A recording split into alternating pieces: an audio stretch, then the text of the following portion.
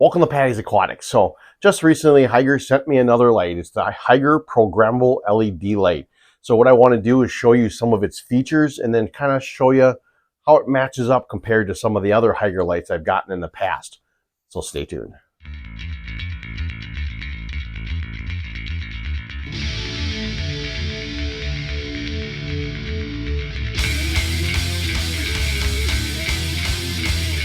All right, so I've been using this light on the tank behind me, but I want to show you a little bit about the light itself before I show you some of the lighting features with it on the aquarium.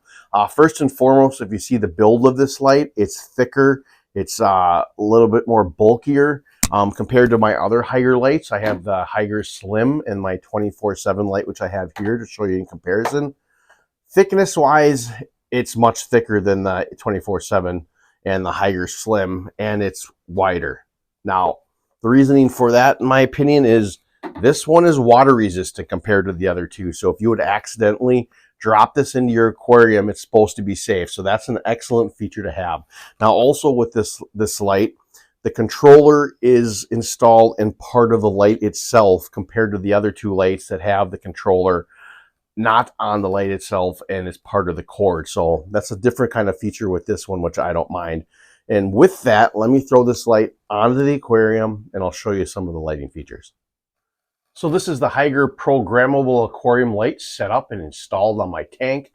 And you can see it lights up the entire tank very well. This tank is heavily planted. It always has lots and lots of guppy grass, lots of duckweed, and it's hard to get a light for this tank that's bright enough for my needs.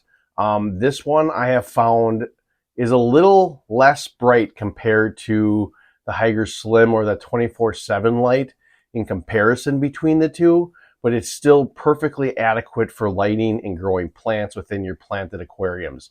For me, it works perfect in here because you don't need a heavy, bright light to grow plants. And this one, as you can see, is working great in here because my plants are still thriving in here. But that's just one thing to note, that if you are looking for a super bright light, this one is a little less compared to those other two that I have. But that being said, like I said, it does a great job. It lights everything up great. It shows the colors of the fish great and makes them pop. And, you know, I really like this light so far. But with that being said, let me show you a little bit of the features. But by doing that, I'm going to have to show you the controller. All right, so I'm going to try to attempt to show you how this thing works while holding it here. First thing you need to do is put your local time in, because that's necessary for this light to actually work. So what you do, if you first plug it in, it's going to flash noon, and then you cycle through it. But to get to it, you want to hold that setting button in, and then it'll start flashing. Now you want to cycle up and down as to what time you want. If you keep cycling through, it'll go to PM. You can see that up there if that's your local time. My time on here was right. So let's get back to 9. And then hit that setting button again, and that'll cycle you over to the minutes. And then 12 hours or 24 hours, I want 12. And then now your time is set, your local time. Now if you want to set your timers in here, the 24/7 timer, that's what these things are down here. I already have it set for my lights to go on at 10 and go off at 8:01. But in order to change that, you hit that setting button again. Now you want to hold that down. Now it's going to say on, hit that setting button again. And there you can cycle through again to what time you want your light to start and come on at. Hit your setting button again, it'll go to the minutes. And then it's telling you what time you want it to stop. And then that's set. Now this is a moonlight. If you want to use a moonlight, I have a moonlight set from 8:01 to like 8:30 just for the heck of it, but you don't need to do that. So you can turn that on and off through there as well. If you hit the setting button to get over there, see that's flashing, hold it in again. You can turn it on or off. So that's how you turn that on. Now, to play with the intensity here, let me get out of this. Is the light button here. So that's giving you the white light, and you can go up and down in 10% increments with the up and down part here.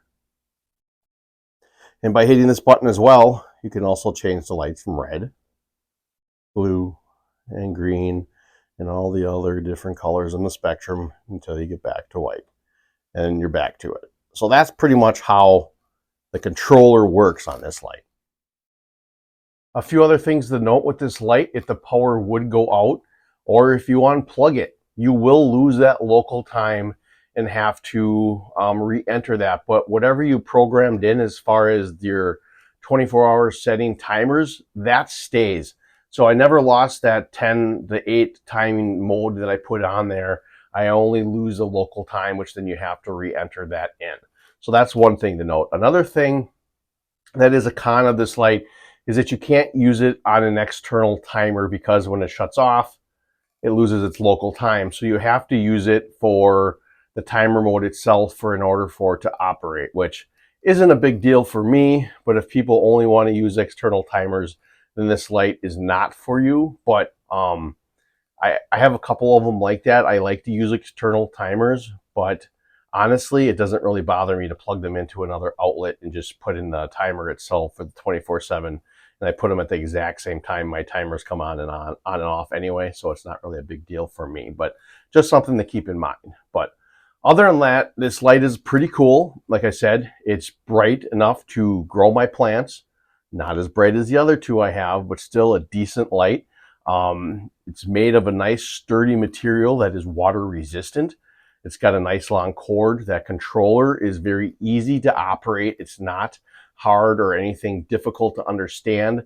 It is very sensitive though, by the way. By rubbing my hand by it once in a while, I change the color of the light on that one button on accident quite a few times, but that's really not a negative. It's just something to keep in mind. But other than that, this is a great light from Hygger. It is the Hygger Aquarium Programmable LED light, the HG957. I will put a link for this light in the description of the video for the Amazon link if you are interested in it. I will also have the Hygger's website link in the description of the video, along with some of their social media sites. And if you're interested, check them out and see what they got. They have a lot of cool, innovative products besides just lights. They have a lot of cool things, and very grateful to be able to be partnered up with them and see some of the cool products they're bringing into this industry. So I hope you enjoyed the video, and I hope you enjoyed the light. If you did, please hop on Hygger's area there, like I said, and go check them out. And subscribe to the channel if you're not subscribed already. And always remember to think outside the box, take a step back into nature.